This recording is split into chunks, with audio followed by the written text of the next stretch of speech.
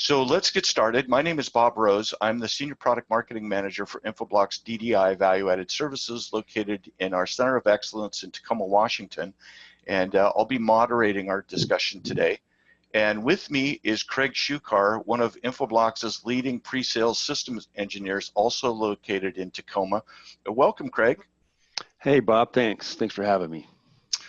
So let's kick things off as we get started. When it comes to the network, Craig, visibility and reporting is absolutely critical for managing protocols, including DNS, DHCP, and IPAM.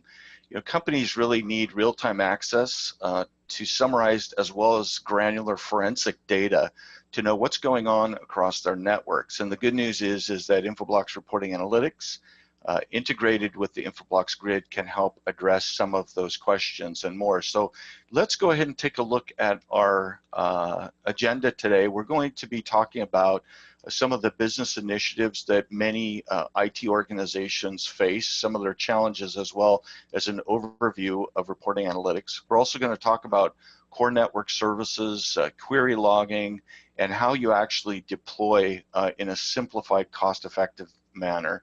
And then we'll be looking in more detail at some of the most requested DDI reports that we've found from our feedback from customers, and then we'll be doing some wrap up and some Q&A.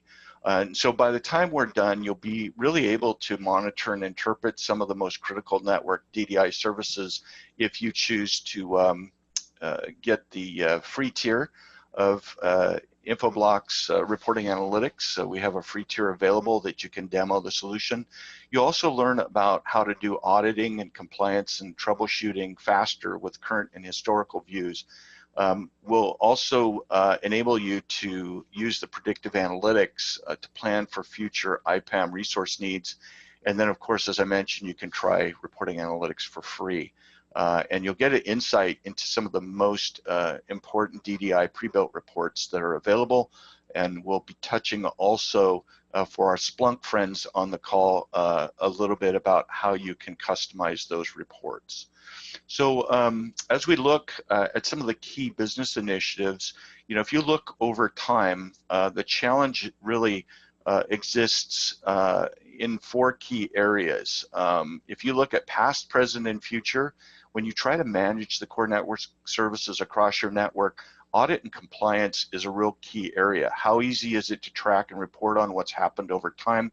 If someone comes to you and says, hey, we need to get access to an IP endpoint that came on about 1.5 years ago, and what happened to it, are you able to pull that information up quickly and access it? Another area is app uptime and performance.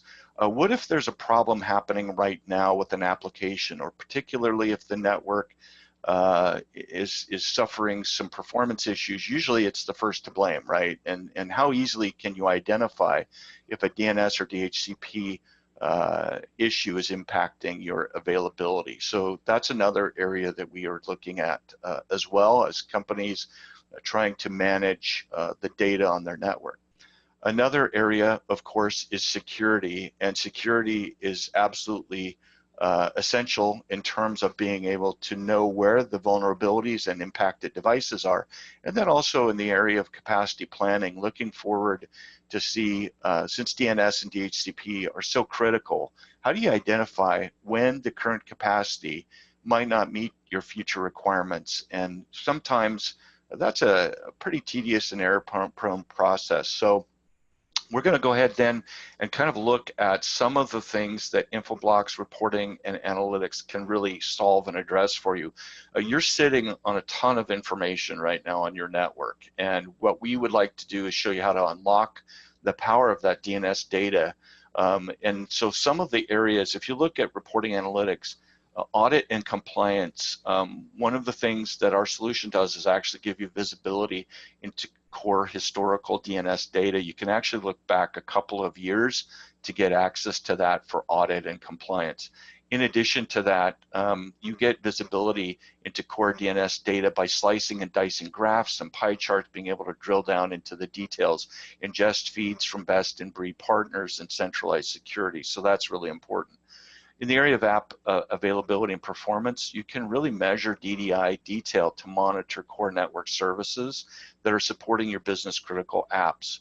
On the security side, you get visibility into your core DNS data, and you can actually drill down into the network detail logs and find the root cause to problems and do troubleshooting much faster than you'd normally be able to do if you were just dealing with manual tools.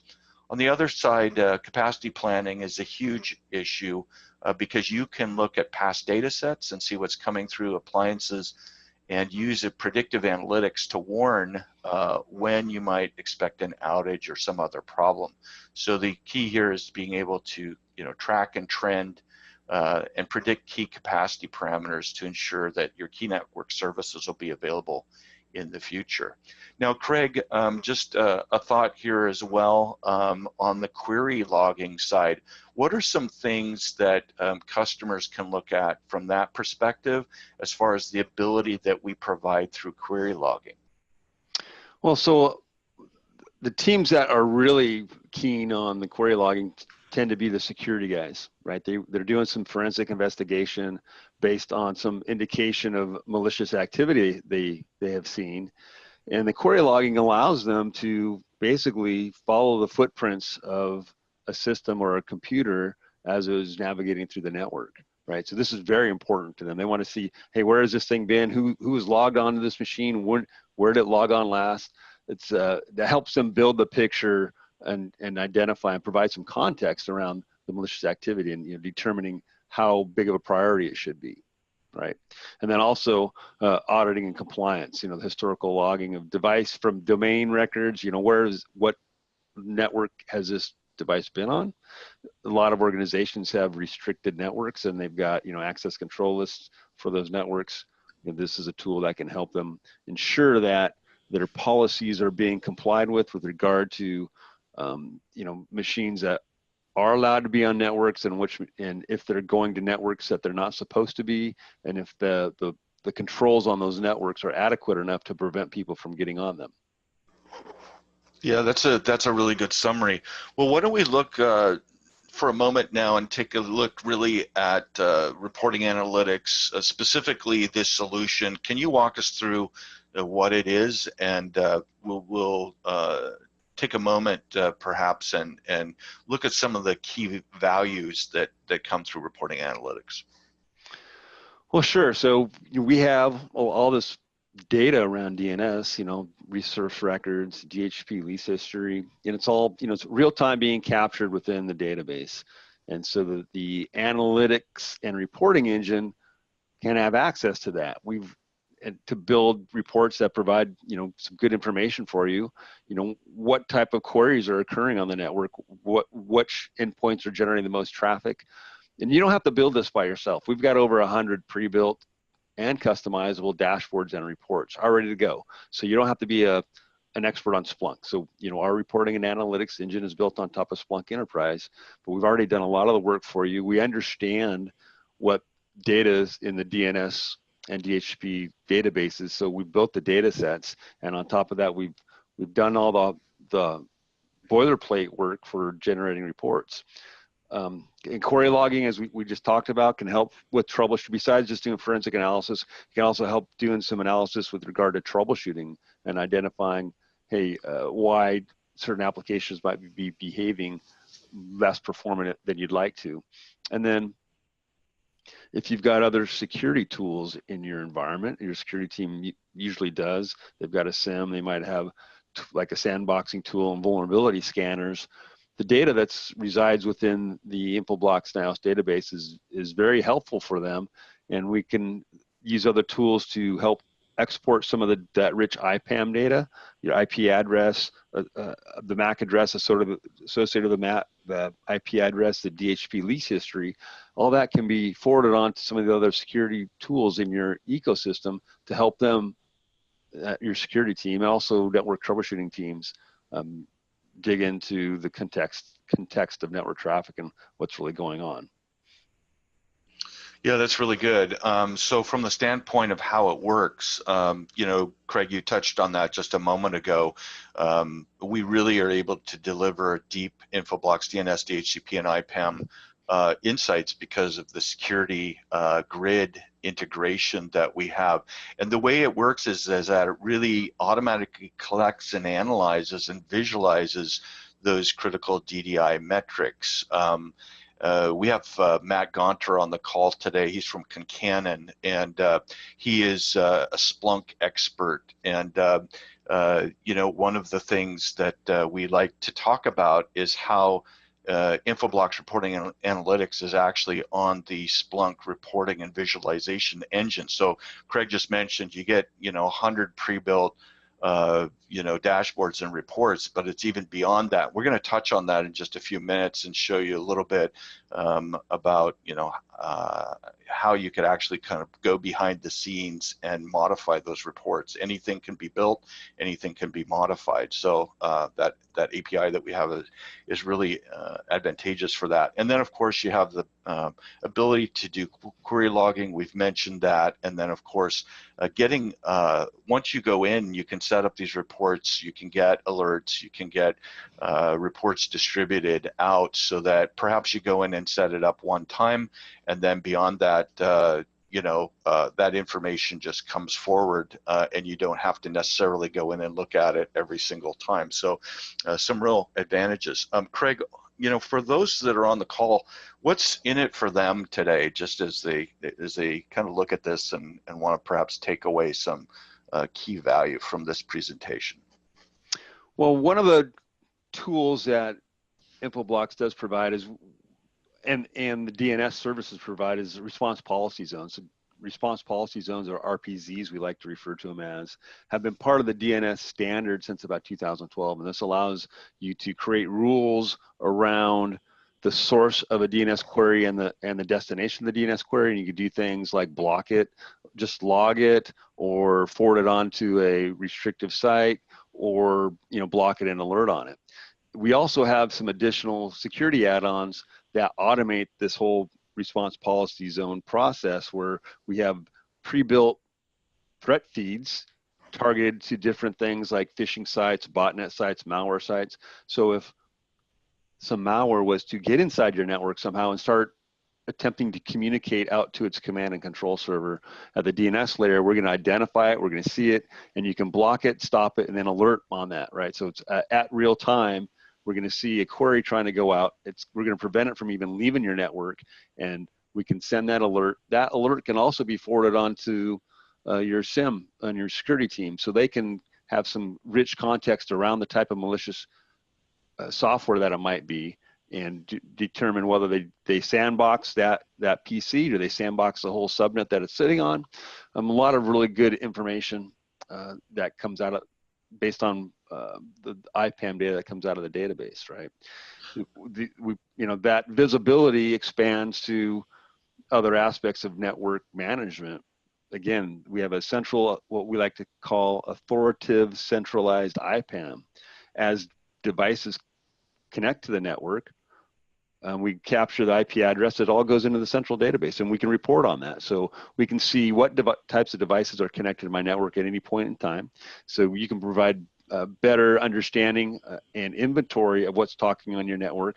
Is it allowed on my network? Is it not allowed on my network? And by the way, that information can be also forwarded to other NAC devices, so that you can prevent them from connecting to your network just based off of IPAM data that we provide. So we can reduce and make your operations much more efficient and effective.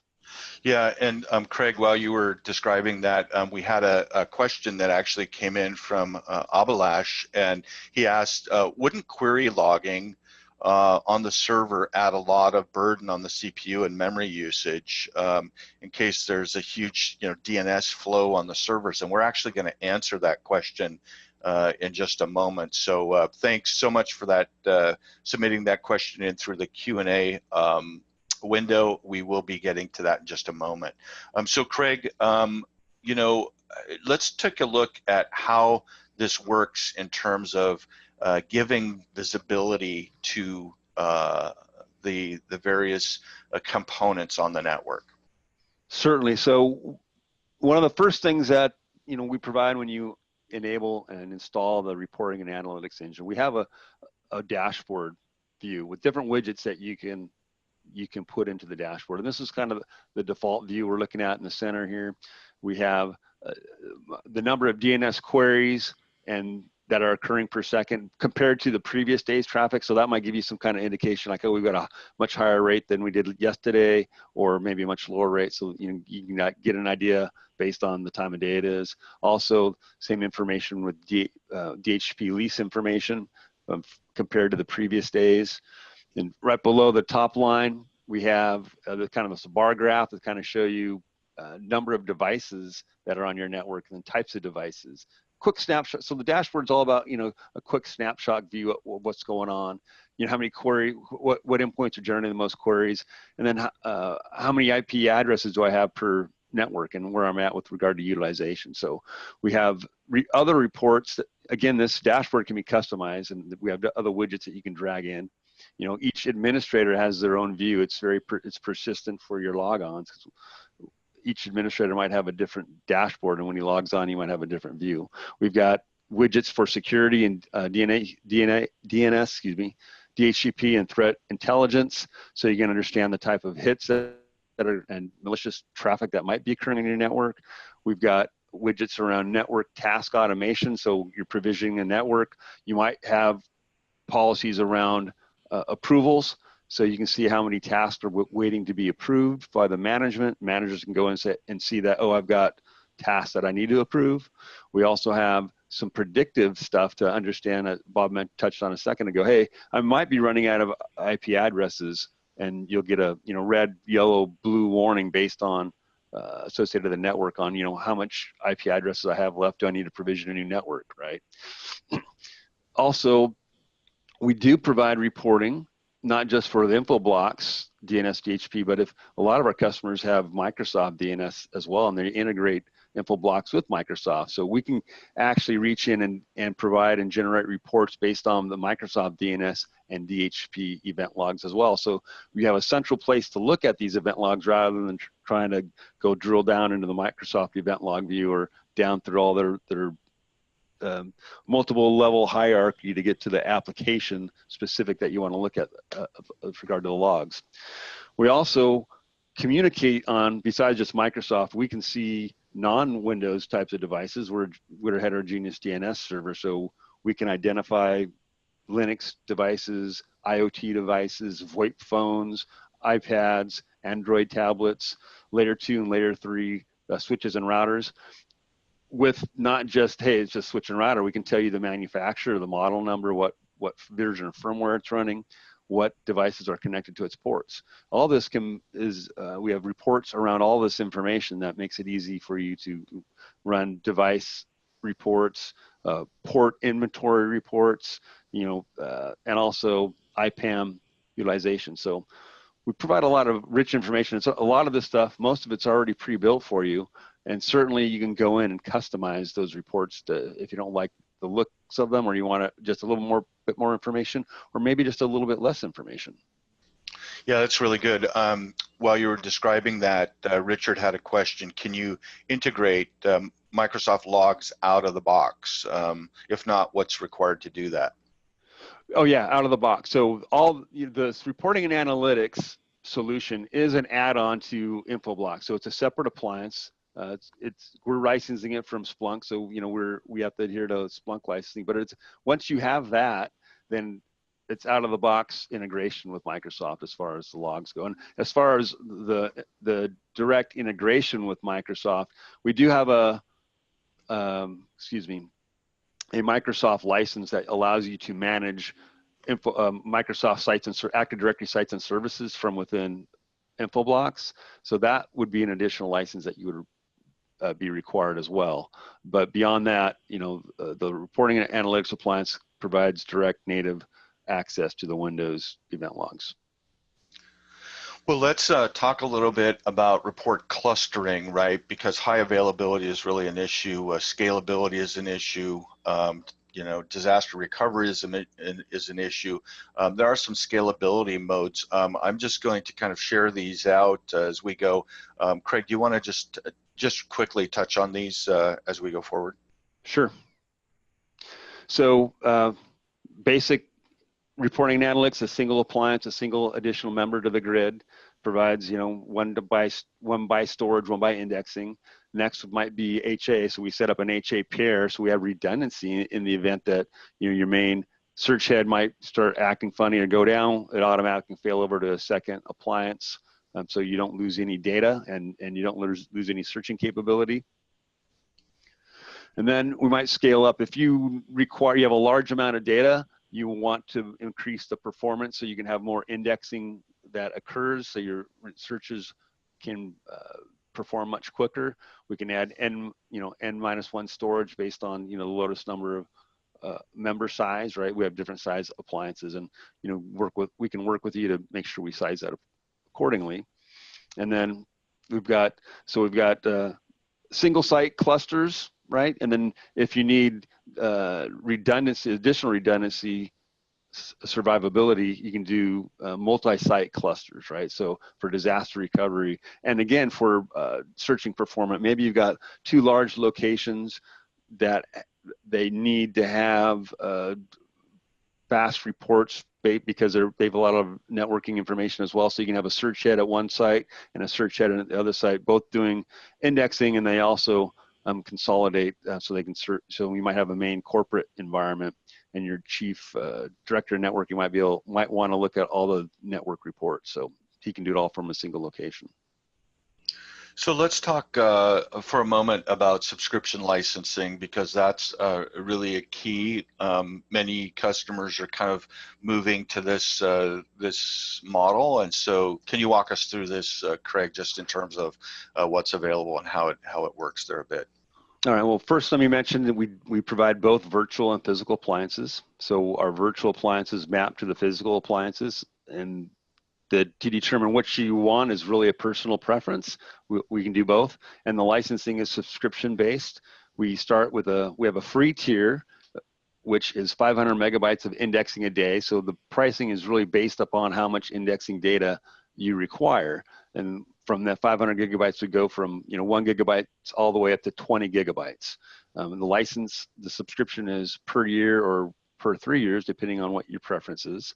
And again, it's going to be a sizing exercise, so you can work with your Infoblox sales engineer to determine what type, how much indexing you need based on the type of activity and the type of information that you want to gather, right? So some organizations aren't interested in query logging, for instance, and they don't need to capture as much data. Other organizations absolutely want to have query logging. That's going to require a larger amount of data storage, more indexing to accomplish that. Yeah, that's really good. Let's talk a little bit now, Craig, around some of the ways that we can deploy reporting and analytics from a simplified, cost-effective perspective. Well, so adding reporting and analytics appliances for our existing customers, it's just like adding another member of the grid. You go into the grid manager and you create the appliance, you give it a name and the IP address you're going to use, and then once you plug the appliance onto the network, you log into the console of that reporting and analytic appliance, you provide the credentials for the grid, and you point it to the grid name and the IP address, and you're set pretty much. And then after that, it's a matter of specifying the type of data that you want to index, and adding, making one an HA pair or a cluster or multi-site cluster is just as easy as adding an Infoblox HA pair in the grid. So it's just adding additional appliances and specifying their role, whether they're going to be part of a HA pair or just part of a larger multi-site cluster. Yeah, that's very good. And let me point on this last bullet point, the data connector, right? So we had a question about query logging and the impact it has on performance, because right, it is a lot of data, and there's a couple ways that could be accomplished. Certainly, you can offload that into a syslog, which some other tool set you can use to query it. But to get the best performance, we've got a data connector that we use that helps offload the data to like another to the syslog. But what it does is it pre-filters and pre-categorizes the data and also compresses it. The data connector reduces the amount of resources that are used on the appliance by about 40%, right? So it doesn't have as big of an impact. Still, I mean, that's still some resource utilization impact, and query logging is going to do that. But if you demand or you absolutely have to have query logging, we would definitely recommend using the data connector, which you get access to as a subscriber or user of the reporting and analytics. It's a free add-on type thing. And the data connector can be used a couple different ways as well, offloading data to like another Splunk instance or sending stuff to a SIM environment.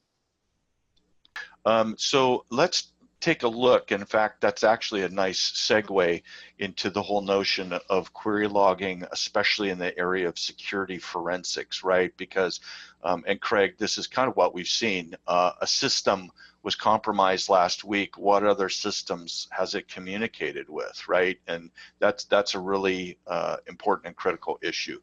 Can you walk us through this a little bit, Craig? Well, yeah, so we see the source address and then the domain name that source is going to, the type of DNS record it's requesting, and which member it's going through. This that's interesting. So, you know, in your grid, maybe not all your members are DNS or they're not, you know, this is going to tell you what zone it's coming from or which one's recursive, right? Which one of your members is the recursive server going out. Some people aren't enabling all their members to be recursive servers. So it gives you an idea of where the traffic's going out of. Also, if you notice along the top, we've got these filters, which is another benefit of having the pre-built reports for you.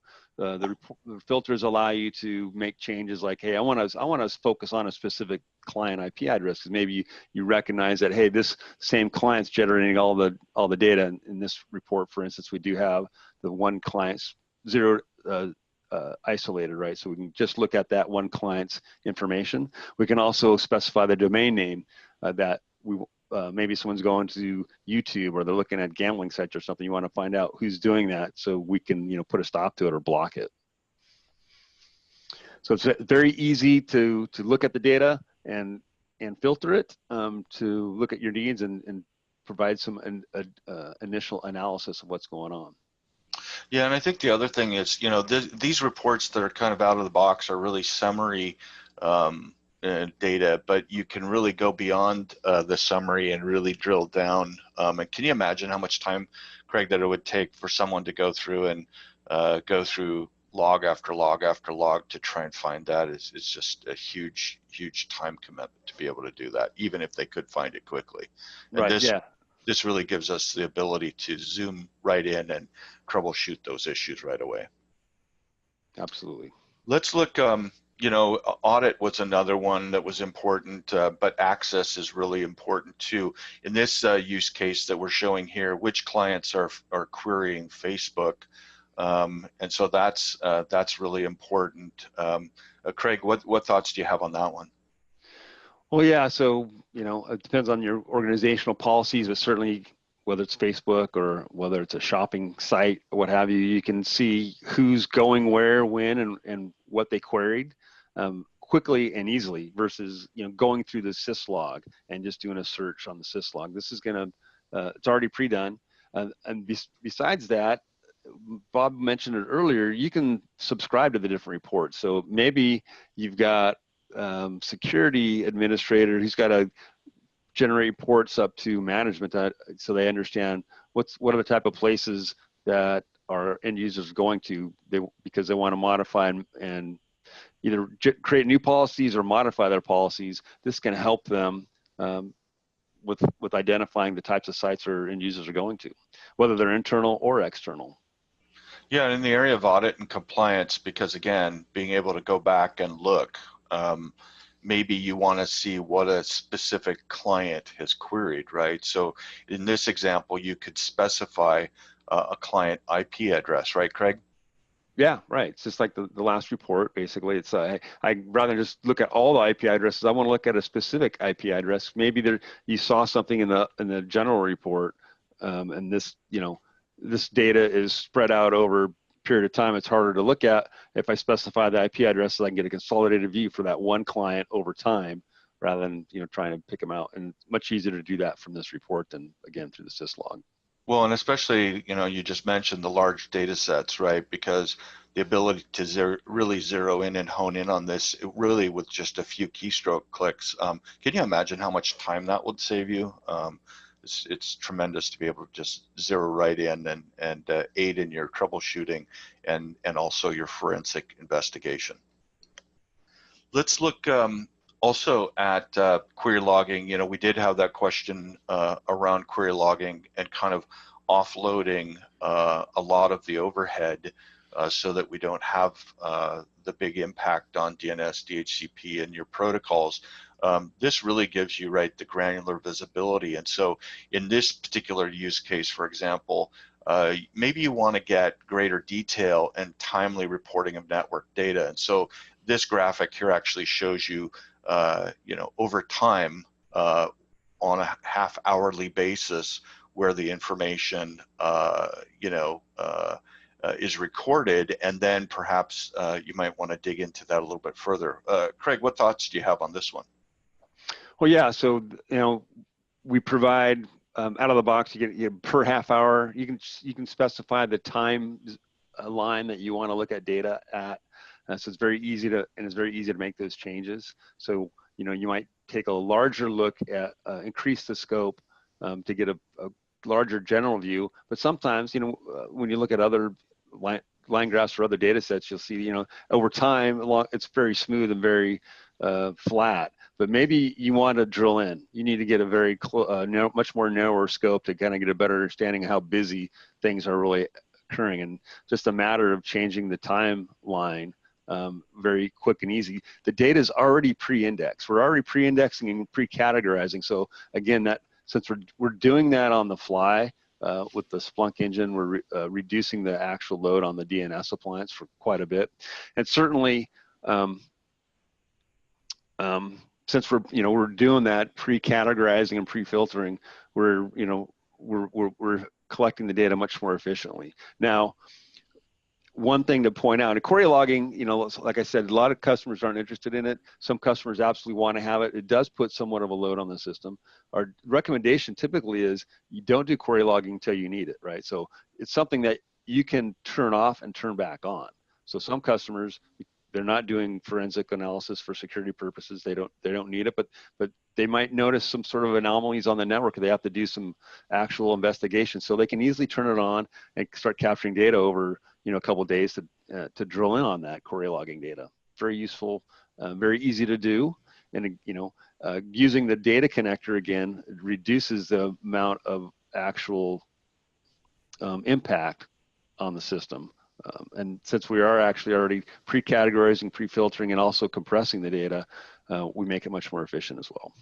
And Craig, we've had a number of questions coming in on this, so let's just kind of address those straight on. Brian asked the question, does the data connector add to the total daily license usage? No, not at all. It's an add-on. The license usage, actually the data connector would potentially reduce the data usage because it's doing a little bit of a compression of the data, so that you might get more data, actual data, and not be charged against the indexing engine. And Mike asks the question, is there any way to scale up the database object limitation without rebuying licenses? No, not that I'm aware of. Okay. So there is, we have the ability, our system engineers. Well, let me take a step back on that last question real quick, Bob. Thought that. So when you set up the reporting and analytics, you can specify the type of data that you want to index. So that's probably the best way that you have to manipulate the amount of data that you're storing and what type of data you're storing. Well, and not only that, but our system engineers actually have the ability to help you assess how much data indexing capacity that you need. We have calculators that help to really zero in on that to help you understand what the requirement would be. So you're not overbuying on the index licensing. Correct. So let's see. There is another question that's come in, and we'll just pick up a couple more and then we'll save a few to the end. There's a question around the slide deck being available after the presentation. Yes, we're actually going to send you out the deck as well as the recording, so that you can review it or perhaps send it on to other folks on your team. So let's move ahead, and let's just talk really quickly about the pre-built reports. And so one of the biggest questions that we get asked, even as you've heard today so far, is, why would you buy reporting analytics if you already have Splunk? Because if you're already using Splunk, the bottom line is you already understand the value of detailed visibility and tracking. And what Infoblox adds really takes it up multiple levels. First, Infoblox has integrated data collection with the Splunk engine, so you can take advantage of the powerful customizations and visualization options that are in Splunk. The big difference is what's added. So first, reporting has access to data that's not easily available with other tools. We really built the best collection capabilities with tight integration to our DDI platform, so you have access to information that really not many other people have. In addition to that, we really leverage a centralized data archival technique that uses grid technology. Craig mentioned that a couple of times about our integration with the grid. That really gives you a comprehensive data collection with minimal indexing requirements. And so often Infoblox reporting and analytics actually uses less indexing, which means less cost than Splunk itself. Another thing is that instead of requiring your team to figure out which data to collect and attempt to validate it, Infoblox has already done that for you. We live and breathe DDI. So our engineering team has done deep dives into creating some of these out-of-the-box reports. Perhaps they may require some customization to work on your environment, but we have that capability through Splunk. In addition to that, we have algorithms and predictive reports that no other platform can provide, and that helps you really take the guesswork out of intelligent analysis as it relates to your IPAM resources. And then finally, we've mentioned a couple of times, we have over 100 reports and dashboards out of the box. And, instead of having to figure out what reports might be possible, you can just go in and leverage the base and customize based on your needs. So even though Infoblox uses Splunk under the hood, those differentiators really help to provide massive value in terms of enhancements versus a do-it-yourself model. So what we'd like to do now is just kind of take a look at some of the categories, and there's a bunch here. We're not going to read all of these, but you get a sense really for all of the reports. We are going to be sending you the pre-built report guide after this call, so that you'll be able to actually go in and take a look at those reports and see which ones you might find to be most helpful for your organization. The bottom line is, again, these reports are integrated, they're available, you don't have to spin up a big project to get them, and they're customizable. You can build your own dashboards, you can build your own reports, and you can get access to unleash the very, very powerful information you're sitting on your network. One of the other things that we want to just share is authoritative IPAM. Craig mentioned it earlier in the call. We actually have over 45 pre-built and customizable dashboards and reports. And you can see we can do discovery, we can do IP address management system, there's DNS content, DHCP content, cloud ecosystem, and predictive reports that are already built so that you can just leverage these. Craig mentioned automatic alerting, automatic distribution. Once you go in and set that up, you go in and do that once, and now you're just getting the information. So it's very efficient. You get really near real time and historic and predictive views. And again, these out-of-the-box reports, and if you want to add query logging for forensics, those are all advantages. And of course, one of the key things, of course, is Splunk, and just a great tool, Splunk, and we work very closely with that. So Craig, let's take a look at the top reports. This is report number 5. This is the IPAM inventory report. Can you give us the use case and some of the information around it? Yeah, so I've talked to a number of customers who have different members in their team or managers who ask them regularly for what IP addresses are we using. and this report's already done for you, rather than having to go to a spreadsheet or to go, imagine going to your DNS server and trying to, copy all the resource records out just for the IP addresses. It's already done for you. You can, this is another one of those reports that you can subscribe to. So if these people are asking you for this report on a regular basis or weekly or monthly, you can create an alert for them to automatically get an email once a month with this report. So you don't have to do anything, right? Saves you a lot of time. Excuse me. Look at the IP address, the net mask or subnet that it's a member of. When was it first seen on the network? When was it last seen on the network? What network view, if it's part of a specific network view, which one it sits on? What type of utilization are we seeing? What management platform discovered it? VLAN name, VLAN ID numbers. These are all a lot of good data that people are interested in, and if people are bothering you for that information, or if you need to look it up, it's real easy to do. And the report's already pre-built. You can just go in there, run the report, or again, you can do things like subscribe to the report yourself, or have it post to a reporting website on a regular basis. Yeah, and again, we talked at the top of the call around the different areas that our reports address. This one happens to address audit and compliance, as well as app uptime and performance, as well as security. So, I mean, this is a great report because it's really catching all of them. What you'll see in this presentation is this actually references which report it is in the sample guide. So you can actually go in and take a look at that report when you get your guide. Another one, Craig, is the inactive IP addresses report, and that really also addresses audit and compliance as well as capacity planning. What about the use case here? Right. So a lot of times when you don't have an active IPAM management solution, you have IP addresses that are sitting in the DNS that aren't being utilized, right? And maybe you have some networks that might be running out of IP addresses.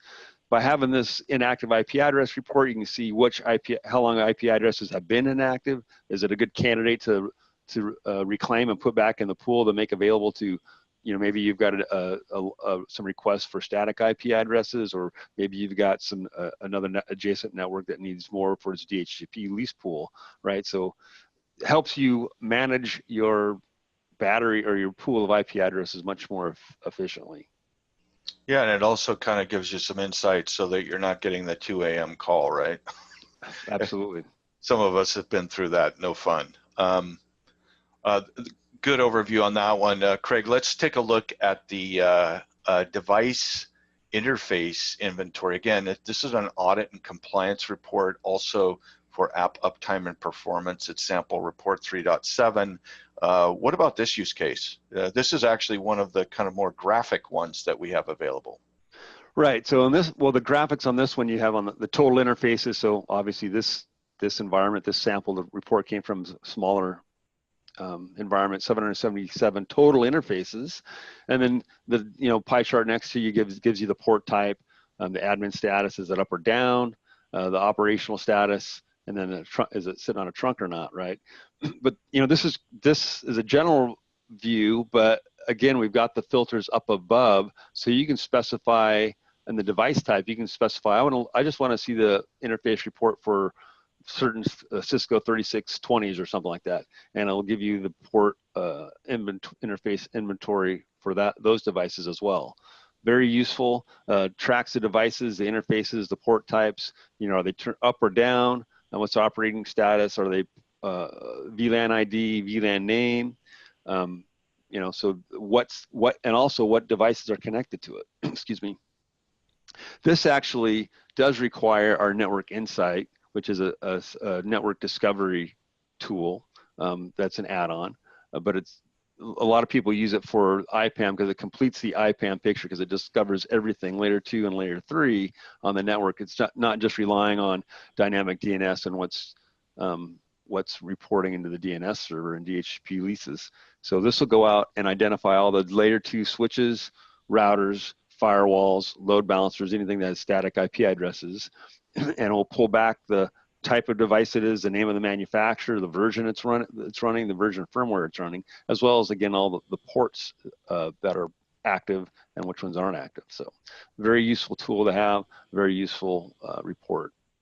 And another thing, Craig, too, that we ought to maybe just mention is the fact that not only are you getting kind of the graphic presentation, but you also get the tab data as well. So you can look down into the table and actually do a deep dive into that as well as needed. So you get both, and that's again, that's just something that you can manage by way of the filters that are available. Craig, another one that's really important is the DHCP lease history report, right? Because that's a audit, compliance, and a security report. In terms of, the use case on that one, what have you heard from customers on this one? Well, so out of the box, Infoblox will retain up to 100,000 DHCP leases, right? But after that, it just rolls the data over. With the reporting and analytics appliance, we keep it until eternity, right? So you have entire history of where a device has been on your network, when it's been on the network, when it's changed networks, and that is very useful for any forensic data or also auditing purposes. So ensuring that authorized devices are connecting to the appropriate networks. They're not trying to get to places they're not supposed to be on. Also, if there might be a rogue device, somebody, maybe a bad person inserted some IoT device somewhere in a hidden closet in your environment, and it's trying to connect to the network. This can help identify the types of devices, are they authorized to be on your network, and where they've been, what networks have they connected to over a period of time. Yeah, and this is really helpful for spotting anomalies, right? Because that will then give you insight as to how best to troubleshoot and quickly, because really the issue is speed. So how quickly can you respond to things like this? The faster you can get to it, the faster you can isolate and remediate it, the faster, the better chance you're going to have for minimizing any kind of damage onto the network. Another thing, Craig, and this is really one of our most requested reports, the IPAM v4 network usage statistics report. Again, this is a capacity planning report. What are your thoughts on this one? Right. So, a minute ago I mentioned the predictability trend analysis report. So this isn't exactly that, but it gives you a snapshot, a real-time view of what network capacities are with regard to IP addresses. How many do I have available? This specific report isn't that great at illustrating the need for it. I mean, so we see like the seventh column over from the left, the total that shows the total number of allocated IP addresses or configured IP addresses, and then right next to it, how many are being used, right? So 16 million addresses, I'm only using 65,000. I got plenty of headroom. Bigger, might be more interesting if it was a smaller network and I had only 70,000 IP addresses and I'm at 65,000 utilized. Might be time to start thinking about, well, do I need to provision another subnet? How we're using this network, maybe we got to provide more different policies around how this network's being used. So it gives you a good idea of where I'm sitting with regard to IP addresses for a specific network. Do I need to provision more? Do I need to start thinking about restricting what type of devices I start putting on that network moving forward? Exactly. But there is a analytical report that's kind of goes along with that is a trend analysis report for network usage that'll show you based on how frequently you create networks and how frequently you're provisioning IP addresses. It'll give you an approximation of when you'll run out of IP addresses for each of your networks. Well, that's a really good overview of some of the top 5 reports, and again, we have tons more. We're not even getting the frost on the tip of the iceberg on this one, Craig. But at least our audience can really get a sense for the depth and the breadth of the type of information we can provide. Exactly.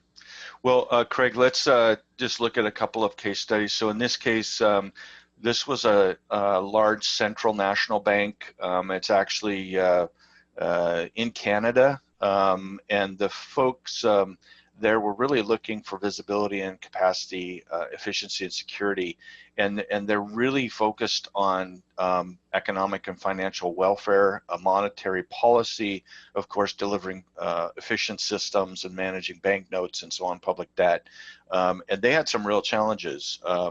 And so on this one, you know, just in terms of some of those challenges and our solution, Craig, what insights can you share on that? Well, so the Infoblox solution, they had over 40 VMs, right? That can be challenging. Infoblox integrates with all the hypervisors out there, you know, whether it's VMware, whether it's Hyper-V or OpenStack. There are automation tools available for all those platforms to help provision and deprovision IP addresses on those virtual platforms. So if you've got a DevOps, especially if you've got a DevOps team that are spinning up and destroying VMs at a rapid pace, these platforms can integrate with Infoblox so that, you know, it's managed and automated on the back end. You're not gonna, as a network administrator, you're not gonna be bothered with a phone call from your DevOps team every 2 days. Hey, I need another IP address, and I need another IP address. This can all be automated for you. And then also you have, you know, with the reporting is, again, you got visibility on IP inventory reports. There's also some around within the interface itself. You can identify which ones are actually virtual machines versus desktops and laptops and stuff. All right. Hey, Craig, I'm going to actually move us forward here just in the sense of time. We have some other things that we could share. I just want to mention quickly the subscription discount. You know, we know that the perpetual license has some scaling limits, so we're giving a 50% discount for any perpetual customer that's switching to a subscription license. So that's great for query logging. You'd have to have a perpetual reporting license previously, but there's no active maintenance, there's no min or max indexing requirement, and you can secure the discount by prepaying in advance. You can certainly reach out to a sales rep for details on that. That actually is expiring in August, so keep an eye on that. Another thing we just want to share is the reporting analytics free tier. So Craig mentioned it. You get 500 megabytes of free indexing per day. So if you want to just go in and take a look, you could actually download this today. It's very straightforward. And you can get, you know, this for a subscription virtual machine or perhaps a paid subscription with a physical appliance. And we have lots and lots of indexing needs. I just give some examples there, you know, in terms of different index capacities that you can get. And again, you can do upgrades for huge grids that are really active, or perhaps DNS and query and response logging, or syslog data. One of the key things though is you have to have NIOS, if you're an existing customer, NIOS 7.3 or later. You can actually go to infoblox.com and request the reporting analytics free tier today. You could do that even right now if you wanted to, and be getting that information to take a look in more detail. I want to just jump ahead actually for a moment and ask some, get back to some questions, because we've had, you know, this has been, I think, one of our most outstanding audiences that we've had. So there's another question, Craig. Let's just jump into this and we'll take the remaining time to try and address all of these. Could you show us an example of an alert configuration when servers cross more than 95% of cache usage? Craig, how would you respond to that? There is, well, actually, I don't have a good example to show you. There is a cache hit ratio widget in the reporting that'll show you what percentage of your queries are hitting the cache, or hitting the cache ratio, or hitting the cache. That, as far as maximizing on the cache, I don't know that I have a pre-built report already for that, so that's going to have to would have to be customized, as if you're running out of cache capacity. And maybe we could reach back. That was Abhilash that was asking that question. So maybe we can reach back and address that, Craig. All right. I think that'd be best. Let's see. And I apologize if I'm butchering names here, but Jurabi Jennings asked the question, will steps to navigate the reports filter and drill down on data be provided in the documentation we're sending out after the demo? So we do have lots and lots of documentation. The ability to navigate those reports and filter and do the drill down. Again, most of those are fairly intuitive, right? Because we have, the report actually will show you the kind of information that's there, and those are drop-down menus. Craig, do you have any further? Yeah, the documentation does cover some of the basic aspects of navigating through the reports. Also, the NIOS admin guide has a full section on reporting. And then lastly, we got another question like in our chat from Bill Delgrado. Go to the Infoblox community site. There's a section on reporting. So if you're not a member of the Infoblox community site, www.infoblox.com/community, register. It's free. There's a section on reporting, and there are several several posts, more than several, on modifying reports, customizing reports, and also creating your own custom dashboards. And then a number of members have actually uploaded the XML code for creating their own custom reports that they found useful. So we're actually over time right now, but there are some other really good questions. Wes Brown had a good question on a good video or a guide that takes the reporting tab in Infoblox from app configuration. And so, I think what we'll probably do is send the Q&A out with some answers to these questions so that you get those as well. We want to honor your time today. And so, again, we appreciate everyone. Jeff had a good question around integrating with KVM or Nutanix Acropolis Hypervisor. I don't know if you know that one off the top of your head there, Craig. We do run on Nutanix. We've have a number of customers that run on Nutanix right now. The Nutanix Alliance team is working with Infoblox because right now it's not supported. When I say it's not supported, if you call Infoblox support, the support engineers wouldn't be able to help you with troubleshooting on the Nutanix platform. However, we have several Nutanix customers that are running Infoblox on Nutanix Acropolis, and like I said, the Nutanix Alliance team is very interested and they're working with us right now. Okay. Well, Craig, unfortunately, we couldn't get to all the questions, but we are well past time. We do want to thank everyone for joining our reporting and analytics tech demo today. We will be sending this information out to you. So thanks again for your participation today, and look forward to the resources that we send you. Again, thanks everyone for attending today. Craig, thank you so much for all your information. It's been outstanding, and hopefully we'll catch everyone on a future tech demo webinar. Thanks everyone. Have a great day.